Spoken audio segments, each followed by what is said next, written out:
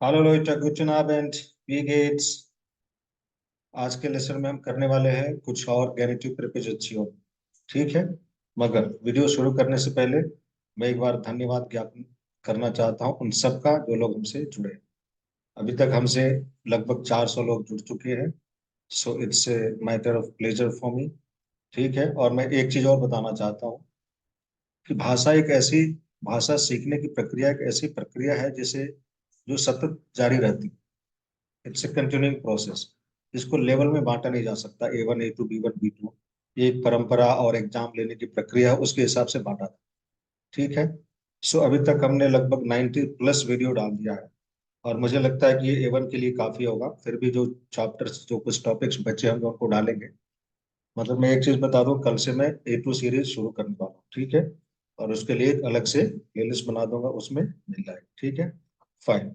और फिर अब शुरू करते हैं आज का लेसन। सो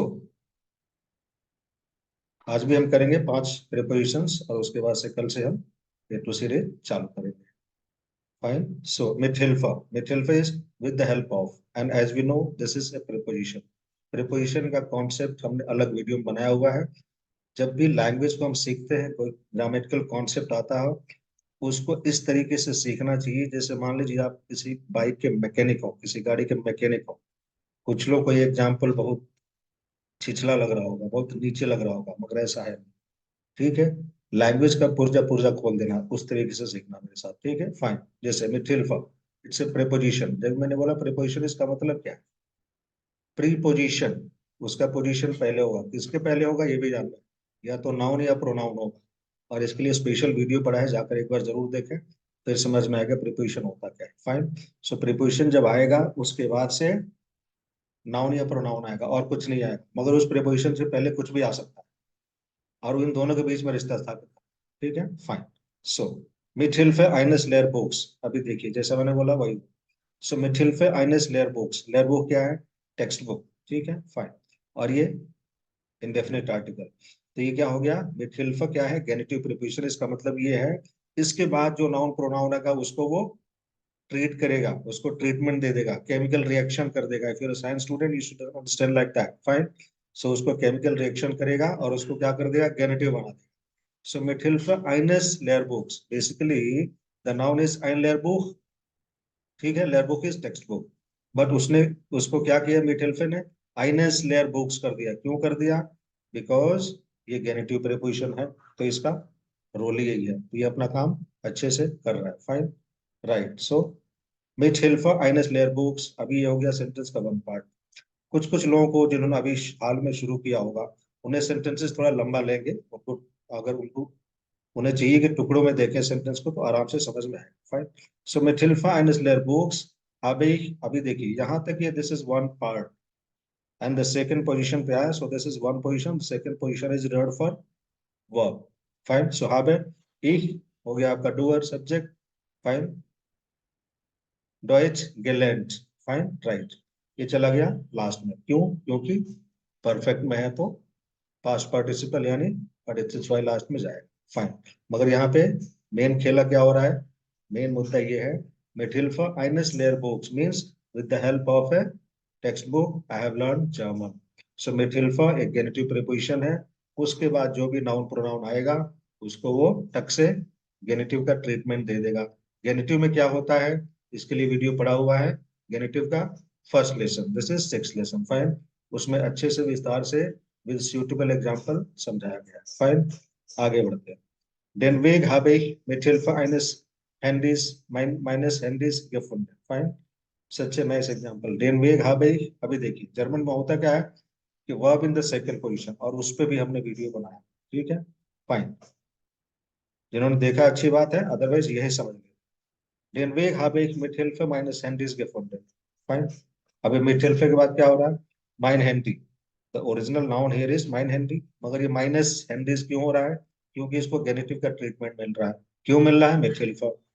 सो डेनवेग हैव एक मिथिल्फा माइनस हैंडीज gefunden, मतलब I found my way, I found the way with the help of my mobile. ठीक है। मतलब मोबाइल की मदद से मैंने अपना रास्ता ढूंढा। फाइन। सो डेनवेग habe ich, अब ये क्या है? Ich habe Den Weg mit Hilfe meines Handys gefunden, ऐसे भी बोल सकते हैं, बट सेकंड पोजीशन पे verb fine right. Mit Hilfe meines Vaters habe ich die Prüfung bestanden। अभी यहाँ पे देखिए, आप लैंग्वेज में कोई एक कॉन्सेप्ट कर रहे हैं, इसका मतलब ये नहीं है कि सिर्फ उसी कॉन्सेप्ट से सेंटेंस बन जाएगा, नहीं बनेगा। अगर आपको आज राइस खाने का मन है, इसका मतलब ये नहीं कि आप सिर्फ राइस ही खाएं, ठीक है, उसके साथ और भी कुछ खाना पड़ेगा, ठीक है। सेम तरीके से कॉन्सेप्ट तो एक कहने का होता है, मगर ऐसा भी हो सकता है, ऐसा ही होता है, तो उसके साथ उससे ज्यादा महत्वपूर्ण कॉन्सेप्ट और आते हैं, तब जाके सेंटेंस आपका तैयार होता है, तब आप मैसेज दे पाते हैं। सो अभी यहाँ पे देखिए, और language learning is such a process, जहाँ पे जो चीज मिल रहा है उसको वहीं पे पिकअप कर लेना है, so that you never forget it in your life, right. अभी देखिए, दी प्रूफिंग बेस्ट बेस्टांडेड, अभी बेस्टांडेड कहाँ से आया? सो प्रूफिंग बेस्ट एम it always comes together to pass an examination, मतलब एग्जाम में पास होना, उसके लिए हम जर्मन में फ्रेज क्या लगाते हैं? दी प्रूफिंग बेस्ट एन, बेस्ट एन का क्या बन गया? पार्टिसिप बेस्टांडेड। ये चीज अभी से याद रख लीजिए, हमेशा के लिए आपकी खाती हो जाएगी। This is going to be your own property, fine. So मिथ हिल्फा माइनस फाटर्स, अभी यहाँ पे यहाँ तक तो हो गया डाटे। माइन फाटर, उसको गेनेटिव का ट्रीटमेंट मिला, हो गया माइनस फाटर्स। अब एक D प्रूफुंग bestanden, die Prüfung bestehen, hast du die Prüfung bestanden? Ja, ich habe die Prüfung bestanden. Nein, er hat die Prüfung nicht bestanden. Fine. Now next, second is loud. Loud इसका sense क्या होता है? According to, ठीक है। कहीं आपको कोई सूचना मिली तो किसके आधार पर? According to some news, according to some reports, according to some magazine, fine. So इस सेंस में यूज होता है, फाइन।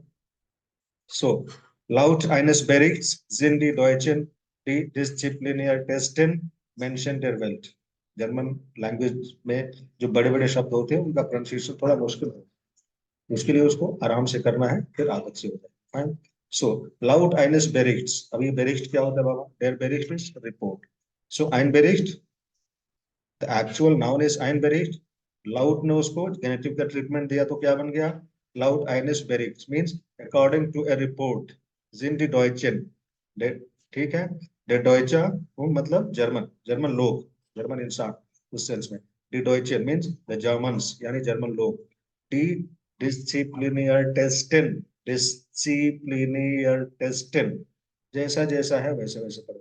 डिसिप्लिनियर टेस्टन, शॉर्टकट नहीं। मेंशन देयर वेल्ट, अभी ये क्या है? यहाँ पे एक कॉन्सेप्ट है, स्टाइगरम देयर एडजेक्टिव, मतलब कंपैरिजन ऑफ, कंपैरिजन देयर एडजेक्टिव, कंपैरिजन ऑफ एडजेक्टिव, ठीक है। पॉजिटिव होता है, फिर कंपैरेटिव होता है, सुपरलेटिव होता है। सो this is superlative means the most discipline people there wealth. अब यहाँ पे देखिए, एक गेनेटिव और मिल गया आपको संयोग से। Basically this is D wealth, so there wealth हो गया, मतलब ऑफ द वर्ल्ड, तो आएगा कि नहीं गेनेटिव? गेनेटिव का मतलब यही तो है, ऑफ द वर्ल्ड। आपको एग्जांपल याद होगा, शहीद आजम, दर्द दिल, सो दिल का दर्द, शहीद आजम, शहीद का आजम नहीं, आजम का शहीद, ठीक है, fine. So mention there wealth, मतलब वेल्थ का मेंशन, उल्टा हो गया ना, fine. So lout eines Berichts means according to a report sind die Deutschen, the Germans are die Disziplinärtesten Menschen der Welt, the most disciplined people of the world, fine, right। So die Welt is the world, der Welt genitive one। Laut einer Zeitschrift starben ungefähr 75 Millionen Menschen in dem Zweiten Weltkrieg, fine. यहाँ पे कुछ concepts आएंगे जिनको हम आराम से discuss करेंगे, no problem. So लाउट अगेन, डी साइटश्रिफ्ट, साइटश्रिफ्ट होता है मैगजीन, ठीक है। डी साइटुंग होता है न्यूज़पेपर, सो डी साइटश्रिफ्ट मींस मैगजीन। लाउट आइनर साइटश्रिफ्ट, सो गेनेटिव हो गया, अकॉर्डिंग टू अ मैगजीन। स्टारबेन, स्टारबेन इज टू डाई, ये हो गया पास्ट टेंस, स्टारबेन means died. ungefähr, ungefähr is what? Approximately, लगभग, लगभग, how many? 75 millions, 75 Millionen Menschen means 75 million people in dem Zweiten Weltkrieg, fine.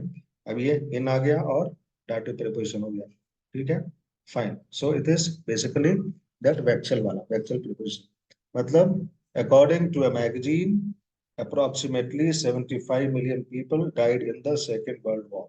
Fine, that is the sense. मेरा अपना कॉन्सेप्ट क्या है इसमें? Laut eine Zeitschrift. Fine, according to a magazine. Right. Next, zugunsten is in favor of, in the benefit of.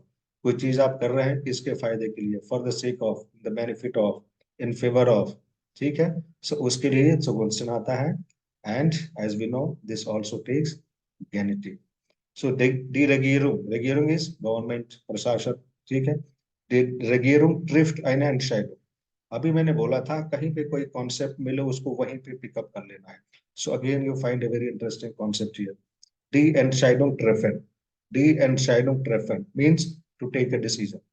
Die Entscheidung treffen. Eine Entscheidung treffen means to take a decision. अभी Entscheidung कहाँ से आया? Entscheiden. Entscheiden is the verb means to decide. Entscheidung decision.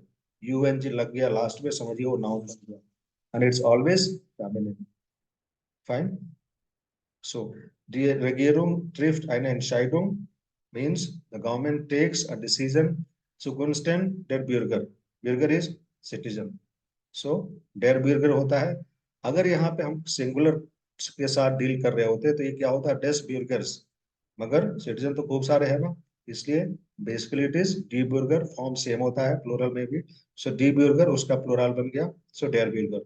So coincidentally आपको एक और गेनेटिव यहाँ पे मिल रहा है. ठीक है? फाइन. मतलब the government has taken a decision in favor of the citizens, right? Die Regierung trifft eine Entscheidung zugunsten der Bürger. Eine Entscheidung treffen means to take a decision. Zugunsten meiner Studentin beginne ich morgen mit A2. Fine, right? So, zugunsten meiner Studentin, in favor of, for the sake of, for the benefit of my students. अभी देखिए minor स्टूडेंटिन plural है इसलिए गेनेटिव में minor बनेगा. You know the form. Zugunsten meiner Studentin means in the benefit of my students. Beginne ich morgen mit A2. So beginnen mit. That is एक और concept है उसको हम आगे करेंगे. That is Verben plus Präpositionen. Fine. So beginne ich mit A2. For the sake of my children, sorry, for the sake of my students, tomorrow I'm going to start with A2. Right? Fine. Next. Hinsichtlich. Hinsichtlich means regarding, with regard to. So die Eltern waren hinsichtlich der Zukunft hoffnungsvoll. Hoffnungsvoll is कहाँ से बनाइए? Hoffen. Hoffen is to hope. Hoffnung, hope as a noun. Hoffnungsvoll again दूसरा adjective बन गया means hopeful. आशावादी, hopeful. So the Eltern sind hoffnungsvoll. The parents are hopeful about what? Hinsichtlich der Zukunft, regarding the future. The parents are hopeful regarding the future. अभी इसमें और आपको कुछ लगाना है regarding the future of किसका, तो उसमें आप मिर्च मसाला जोड़ के सेंटेंस को लंबा करते जा सकते हैं. And this is how a language works. Hinsichtlich dieser Frage waren wir alle einig. So what is einig? Einig is like अगर दो चार लोग किसी मुद्दे पे सहमत होते हैं तो वहां के लिए हम einig लगा. Like people agree to some point unanimously. That is the sense. Agreed. Fine. So hinsichtlich dieser Frage, Frage से यहाँ मतलब है question, मुद्दा, matter, topic. Fine. So hinsichtlich dieser Frage, regarding this matter, waren wir alle einig means we all agreed. इस मुद्दे पे हम सारे सहमत थे. तो एक भाषा से आप दूसरे भाषा में जाते हैं तो word for word translation doesn't work. उसमें आपको बहुत कुछ चेंज करना पड़ता है. वो चेंज कैसे होता है? उस लैंग्वेज में नेचुरली ओरिजिनली हम कैसे बोलते हैं हमको वो तलाशना पड़ता है. And that is the basic rule of translation. We don't translate word for word. Fine? Right. Einschließlich. Einschließlich is what? Including. Inclusive of. जैसे मान लीजिए आप कहीं रेस्टोरेंट में खाना खाने गए, उसका बिल आपको आया, उसमें क्या है? टैक्स भी लगा के मिलता है. So then you ask, is this inclusive of the tax? ठीक है? So that is the sense.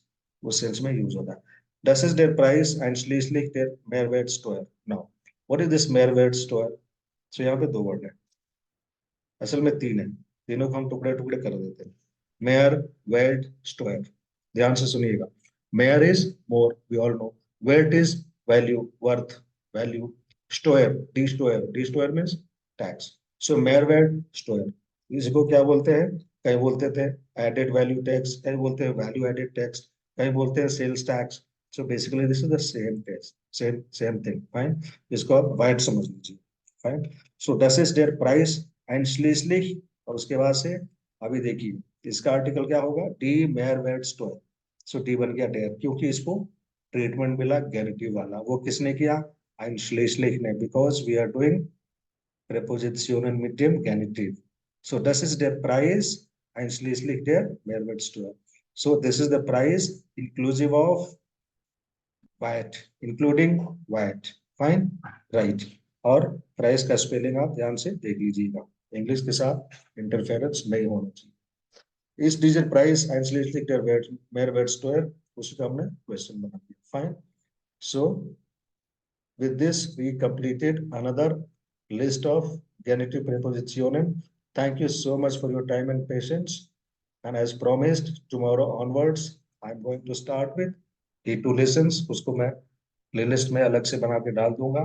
और जिन्होंने अभी अभी जर्मन सीखना शुरू किया है उनसे मेरी रिक्वेस्ट है, उन्हें मेरा सजेशन है कि बिल्कुल शुरू से शुरू करें. और उसको देखने का सबसे आसान तरीका है, मेरे चैनल पे आए, उसके बाद से वीडियो में क्लिक करें.